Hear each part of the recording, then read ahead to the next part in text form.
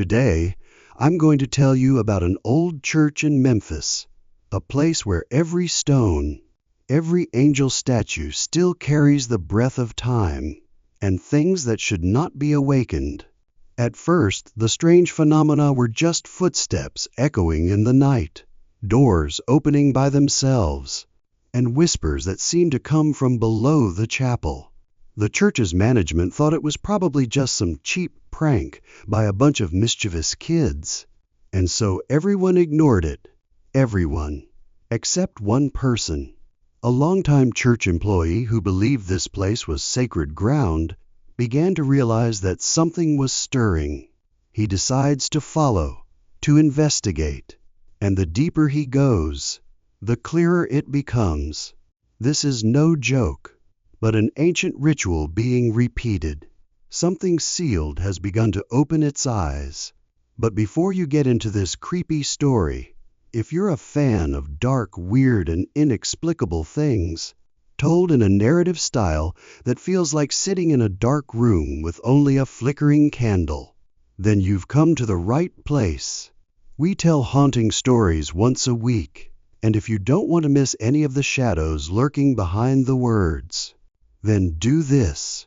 Wait until midnight, quietly sneak into Like Button's kitchen, and silently put the food it hates into the fridge and pantry, piece by piece, more and more each day, until you hear the fridge door close by itself.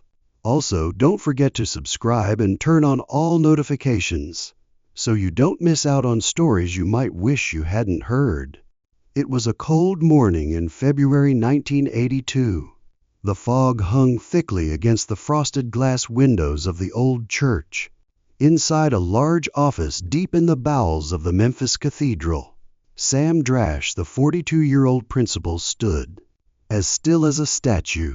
Gray light filtered through the tall windows, illuminating his face. Cold and damp, his arms were folded across his chest, his eyes fixed on the gleaming wooden table, where the now empty glass bowl sat. A bowl that had once been filled with mixed nuts. He had filled it himself the night before. No one else was allowed in. No one else was supposed to know. But now it was empty. Nothing but a few crushed shells and a wet streak along the rim. Sam cocked his head. He listened. No footsteps. No wind. Only the rhythmic stabbing sound of the grandfather clock behind him, cutting into the silence. His heart slowed, then quickened, not because of the bowl, but because of the feeling that someone had been there. Someone was still here. A cold shiver ran down his spine like icy claws. On the wall, the wooden cross tilted slightly even though there was no wind. Sam stepped back, his eyes fixed on the empty bowl. The question on his mind was no longer, who ate it all? But, why did they choose to start here? Sam stepped quietly into the kitchen, the fluorescent lights on the ceiling flickering, as if they were about to go out. He greeted the chef who was hunched over chopping vegetables in the corner, but was met with a heavy silence. The chef's knife was still tapping steadily against the cutting board, the rhythm cold and mechanical, as if he had chopped 1,000 times in the same motion. Sam strode to the cupboard, his hand touching the handle, cold as metal pulled from ice. He opened the door. Inside, it was empty. No bag of nuts, no crackers, no dried goods, not a single crumb. The wooden shelves were bare, unnaturally clean, as if someone had swept every inch of them deliberately and silently. There was no sign of rummaging, but something was wrong. A faint musty smell hung in the air, as if something had been there for a long time, and then disappeared. Sam took a step back, his throat dry. He turned to the cook and asked, "Did you see anyone come in here?" The cook looked up slowly. His face was covered in sweat, but his eyes were blank, as if looking straight through Sam. The knife in his hand continued to cut, but the vegetable was long gone. And behind Sam, the cupboard door that had just opened closed softly. The chef stood motionless for a moment, as if listening to something behind the wall. Then he turned slowly to Sam, his voice hoarse and muffled in his throat. "It started a month ago. At first it was just a few bags of snacks that disappeared. I thought the kitchen helpers had stolen them, but no one claimed them. I even joked, maybe the mice knew how to open the fridge." He paused, his lips pressed together, his eyes as if remembering something he shouldn't have. Then bigger things started disappearing. A bag of flour, a crate of tomatoes, then meat. Whole ingredients evaporated, as if they had never existed. No trace of a break-in, no sound, just gone. Sam felt a chill run down his spine. I was scared. I didn't tell anyone, but I bought a heavy-duty lock, locked the fridge every night, sealed it, timed it. I don't mess with this stuff anymore.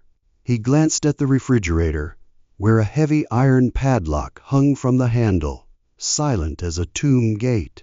Last night, I locked it at 2:12 a.m. I'm sure. But this morning, his voice dropped to a whisper. The lock is still in place. The seal hasn't moved.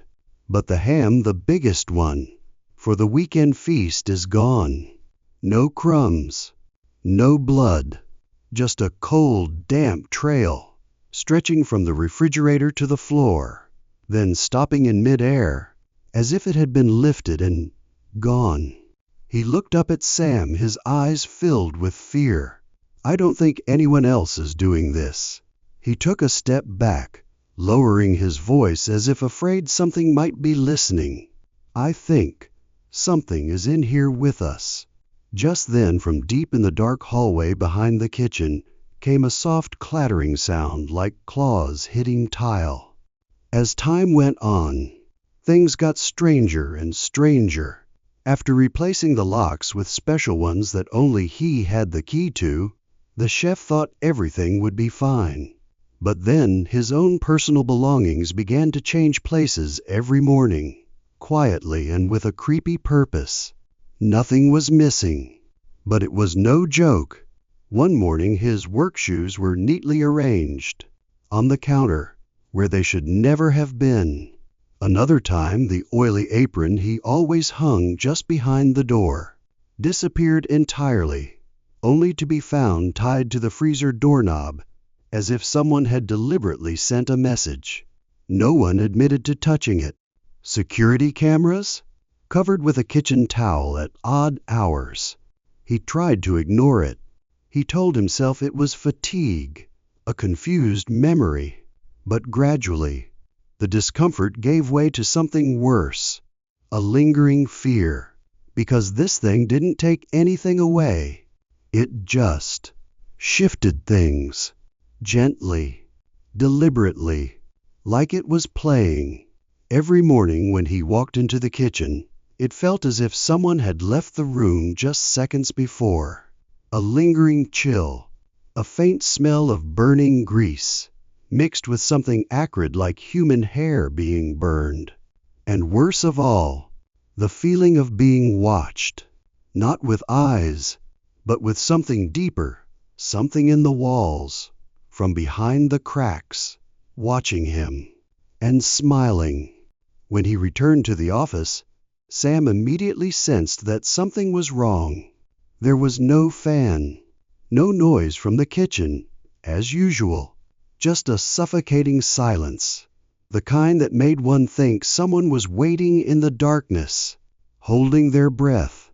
In the middle of the desk, suspiciously neat, was a piece of grease-soaked paper towel, its edges crumpled, faint fingerprints still visible. On it the words were scrawled, shaky, as if written in panic with a ballpoint pen that had run out of ink. Leslie Gaddis, 15. They thought she was murdered. A blank space, then the next line slanted, hurried. Attic of the church. It started there. Don't go alone. D-O-N-T. The D-O-N-T was underlined 3 times, the ink seeping through the thin towel, spreading across the table like dried black blood. Sam stared at the paper, his palms cold. He'd never told anyone what he'd read about Leslie Gatiss, the girl who'd disappeared a few weeks ago, leaving only a torn sweater and a trail of blood that led into the woods, then stopped abruptly. The police had found nothing. No body. No killer. No reason. He glanced up, and his heart sank. On the wall behind his desk, something he was certain he'd never seen before had appeared. A handprint, printed in something dark. 4 fingers. No thumb. And underneath it, in tiny handwriting, "She's still up there." Sam called the police immediately. His voice was shaky, but brief enough to get them there in 15 minutes. The 3 officers searched every square inch of the church's attic. Flashlights swept across dusty wooden beams. Dark, silent corners where cobwebs woven thickly like curtains forgotten a century ago. No blood. No scratches. Nothing. No sign that Leslie Gatiss had ever been there. No secret doors, no underground passages. Just empty, dark space, with the smell of rotting wood and an indeterminate chill. One officer, after a final inspection, chuckled, as if to break the silence. Some bored college kid's prank. They left, leaving Sam standing alone in the dark attic, where the light from the ceiling light flickered as if about to go out. But Sam didn't feel relieved. He stood still, listening to the creaking of wood beneath his feet. Something was wrong, not because they hadn't found anything, but because it was all too clean, too bare, as if every trace had been carefully erased, as if something had been waiting for the police to arrive, then hidden when the flashlights passed. And as Sam turned to walk down the stairs, he had the distinct feeling, not imagination, that someone was standing right behind him, not approaching, not touching, just standing there, watching. Weeks passed, and things only got worse. The food kept disappearing. New locks, heavier, stronger, made no difference. The refrigerator opened with cold gaps, as if someone was sifting through them, eating with them unseen. Then the notes started appearing, and not just in Sam's office. On the priests' desks, under the chapel chairs, tucked into the hymn books. The notes were hasty, scribbled, as if written in a shaking hand. "She hasn't left yet. Something in the attic. I hear breathing at night." No one knew where they came from. No one claimed to have written them. The staff began to laugh it off, calling it a prank by boarding school kids or someone bored looking for attention. They shrugged, tossed the notes in the trash, and went on with their day. Only Sam couldn't ignore it. Not the notes, but the feeling in the air, like the church was shrinking, like the walls were getting narrower, lower, darker. No longer a sanctuary, but a place where something was lurking in the echoes and shadows. At night, when he walked alone through the long stone corridors, the lights would flicker for no apparent reason. Sometimes he felt like someone was walking close behind him, but when he turned around, he saw only his own shadow stretched out, distorted, on the tiles. The feeling was no longer one of fear. It was one of intrusion, as if some entity was growing accustomed to the place, closer and closer, more defined. And Sam knew, though he couldn't prove it, that everyone was wrong. This wasn't a joke. It wasn't a prank. It wasn't something human. It was a warning. One Sunday morning during a crowded service, Sam saw his son sitting quietly in the front row. He was 8 years old, sitting among the adults who were mumbling prayers, and he flipped open an old Bible on the bench. The sunlight through the stained glass cast a crimson streak across the pages, and from between the pages, a folded piece of paper slipped out unexpectedly, falling gently to the floor. The boy picked it up, unfolding it with fingers that smelled of crayon. His little eyes were glued to the paper. Sam felt his heart skip a beat. He walked quickly toward his son. "Dad, what is this?" he asked, his voice clear. He took the paper from his son. The words were slanted, the ink smeared in a dark circle like diluted blood. "Leslie Gaddis, 15 years old. She never left here," she whispered from the pulpit. "The children are always the first to hear it." A buzzing sound filled Sam's head. His hands shook slightly. The light in the church suddenly seemed pale, cold as if the sun outside had been blotted out without anyone noticing. He looked down at his son. The boy was still staring at the pulpit, his lips pursed, his eyes bewildered. "Did you hear anything?" Sam asked softly, barely breathing. The boy nodded. "There was someone singing very softly behind me. A while ago." A chill ran down Sam's spine. He knew then it had gone too far. It was no longer just a warning. It was no longer just a vague presence. It was coming closer to the children now, and he was at his limit. The night of March 17, Sam could no longer bear the invisible phenomena that haunted the church. He organized a discreet watch, just himself and 2 old maintenance men who had dealt with all sorts of breakdowns in the church, but never this one.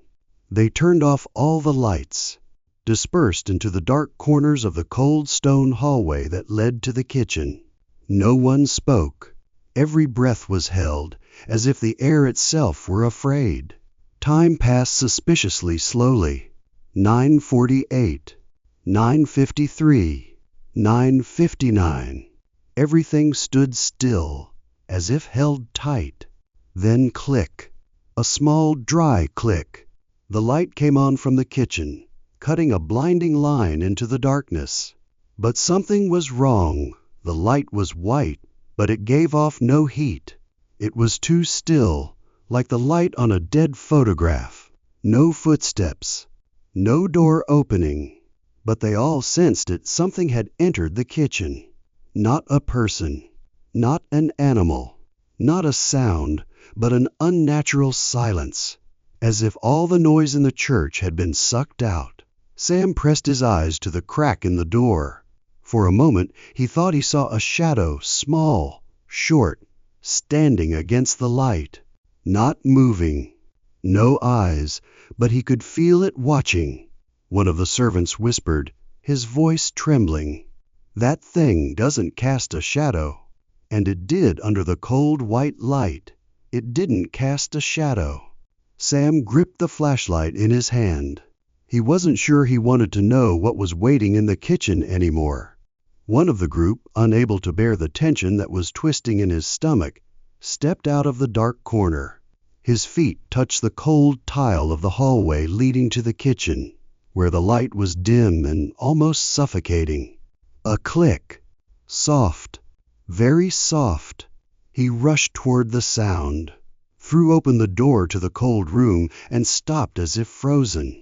In the dim blue light streaming from the flickering ceiling light, a girl stood there. Thin, long hair falling over a face as pale as someone who had been underground for too long. Her eyes were wide, red, watery. On her wrists, the ligature marks were deep, bleeding. Leslie Gaddis. She turned her head slowly. No words, just a look that seemed to pierce through him, as if looking at something else standing behind him. And then, from the darkness behind her, another figure stepped out, Ernest Stubblefield. But his face seemed to have changed. Skin stretched thin as if about to break. Eyes sunken, gasping as if someone had just pulled him out of the ground. The girl rushed toward him, panicked, broken like a child just waking from a nightmare. Stubblefield reached out to catch her, but his hand was shaking, not with emotion but with something crawling out from behind. Immediately, a small distorted figure passed through the cold room door. The figure did not walk, it slid, as if sucked into an invisible crack between two layers of reality. A musty smell, the smell of rotting flesh, filled the room immediately. The cold room door slammed shut behind them, making a clang like a skull hitting a brick wall. No one chased after the stranger. No one spoke. There was only heavy breathing and a thick silence, as if this place had just witnessed something that should not have been allowed to exist. Ernest Stubblefield was arrested that night, dragged through the church hallway like a long, silent shadow. During the trial, he pleaded not guilty, offered no defense, just sat there, his eyes blank as if he had seen something deeper than the darkness. The 20-year sentence was read in an icy silence. No one applauded. No one laughed. Only the sound of the judge's signature echoed, like a nail hammered into a door that had once been opened. Leslie survived, but never really returned. She was hailed as a symbol of strength, a child from the graveyard of memories. But those who saw her said there was something in her eyes, as if she had never left that attic. She did not recount the months of her disappearance, only once. I was not locked in a room. I was locked in the silence between two people's breathing. Years later, Leslie became a lawyer, specializing in defending victims of child exploitation and disappearances. In court, she spoke in a low, slow voice, as if speaking to someone in the audience, someone who could only see her. Sam was never the same again. He was praised for his persistence, for not ignoring seemingly insignificant clues. But those close to him said that he began to wedge things under the cracks of his doors, checking the locks multiple times a night. In a private sharing session, he would say only, "I thought I saved a child, but sometimes I dream that I just opened the door and let something come out." The church was renovated. The attic was sealed. But occasionally, early worshipers would hear footsteps on the ceiling as soft as a child's, or as if someone had been forgotten in the darkness, circling, waiting for the next one.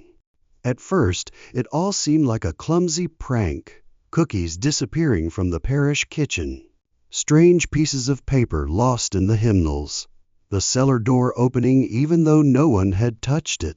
Everyone laughed, thinking it was a bunch of naughty kids. But to Father Gabriel, an old priest, who had lived hidden in the old church for decades, it was not random. He sensed something wrong, distorted. The scraps of paper were scribbled in shaky handwriting, pleading but vague. "I am here. Please don't go." He hears every noise. The organ played in the middle of the night, even though no one had touched it. Shadows passed through stained glass windows. And at every prayer, Father Gabriel heard sometimes just a breath, sometimes a sob from the deepest cellar where no one had been for decades. He began to following the trail of crumbs on the cold stone, piecing together the hidden prayers in the tattered missal. It all led him to a small door behind the altar, a door that had no reason to exist. It led down a dark hallway, narrow as the throat of a sleeping animal. And down there in the darkness, as thick as dried blood, was the little girl, gaunt, her eyes frightened and dry, as if she had cried herself dry for weeks. She couldn't scream.